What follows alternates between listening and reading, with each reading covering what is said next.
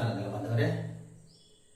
ದರಖಾಸ್ತು ಪೋಡಿಗೆ ಸಂಬಂಧಪಟ್ಟಂತೆ ಪಹಣಿ ಬಗ್ಗೆ ನಾನು ತಿಳಿಸ್ಕೊಡ್ತಾ ಇದ್ದೆ. ಆದರೆ ಇವತ್ತು ವಿಶೇಷ ದಿನ. ಸಂವಿಧಾನ ಶಿಲ್ಪಿ ಭಾರತ ರತ್ನ ಡಾಕ್ಟರ್ BR ಅಂಬೇಡ್ಕರ್ ಅವರ ಜನ್ಮದಿನ. ಇವರು ತಮ್ಮ ಜೀವನವನ್ನು ಶೋಷಿತರಿಗಾಗಿ, ಅಲ್ಪಸಂಖ್ಯಾತರಿಗಾಗಿ, ದೀನ ದಲಿತರಿಗಾಗಿ ಮುಡುಪಿಟ್ಟಿದ್ರು. ಅದಕ್ಕಾಗಿ ಈ 50ನೇ ಸಂಚಿಕೆಯನ್ನು ನಾನು ಅವರಿಗೆ ಅರ್ಪಿಸ್ತೀನಿ.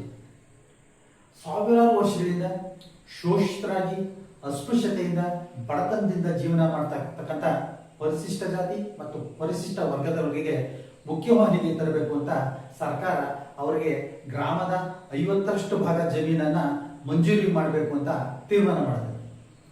ಇದರ ಪ್ರಕಾರ ಜಮೀನನ್ನು ಸಹ ಮಂಜೂರು ಮಾಡಿದೆ. ಇದರಲ್ಲಿ ಈ ವರ್ಗದ ಜನರಲ್ಲಿ ವಿಶ್ವಾಸ ಮೂಡುತ್ತೆ. ಈ ಮಂಜೂರಿ ಸಂದರ್ಭದಲ್ಲಿ ಜಮೀನನ್ನ ಪರವಾನೆ ಮಾಡಬಾರ್ದು ಅಂತ ಹಲವು ಷರತ್ತುಗಳನ್ನ ವಿಧಿಸುತ್ತದೆ.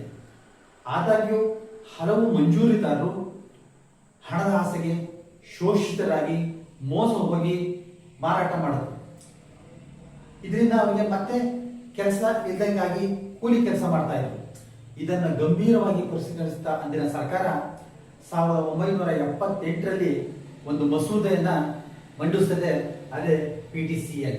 PTCL ಅಂತಂದ್ರೆ provision of transfer of certain lands, ಅಂದ್ರೆ ಪರಿಶಿಷ್ಟ ಜಾತಿ ಮತ್ತು ಪರಿಶಿಷ್ಟ ಪಂಗಡದ ಕೆಲವು ಜಮೀನುಗಳ ವರ್ಗಾವಣೆ ನಿಷೇಧ.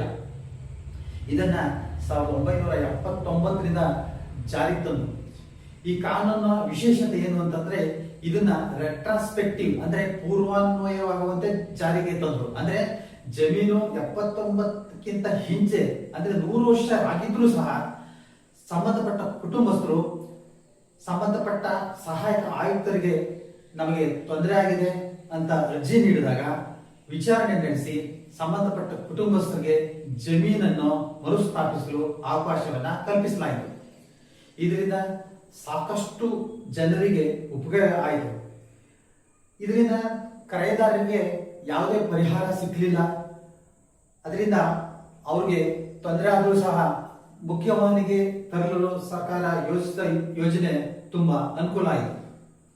ಈ ಬಗ್ಗೆ ನ್ಯಾಯಾಲಯಗಳಲ್ಲಿ ಇತ್ತೀಚೆಗೆ ಅನೇಕ ತೀರ್ಪುಗಳು ಹೊರಬಂದಿವೆ. ಈ ಬಗ್ಗೆ ಸದನದಲ್ಲೂ ಸಹ ಮಾನ್ಯ ಕಂದಾಯ ಸಚಿವರು ಮಸೂದೆ ಮಂಡಿಸಿದ್ದು ಅವರಿಗೆ ನೆಲಬಾಂಧವರ ಪರವಾಗಿ ತುಂಬು ಹೃದಯದ ಧನ್ಯವಾದಗಳು. ನೆಲಮಾಪನಕ್ಕೆ ಸಂಬಂಧಪಟ್ಟಂತ ಎಲ್ಲ ವಿಡಿಯೋಗಳು ಫೇಸ್ಬುಕ್, ಇನ್ಸ್ಟಾಗ್ರಾಮ್, ಥ್ರೆಡ್ ಹಾಗೂ ಯೂಟ್ಯೂಬ್ ನಲ್ಲಿ ಲಭ್ಯವಿದ್ದು ತಾವು ನೆಲಮಾಪನ ಎಂದು ಟೈಪ್ ಮಾಡಿ ವೀಕ್ಷಿಸಬಹುದಾಗಿದೆ. ನಮಸ್ಕಾರ.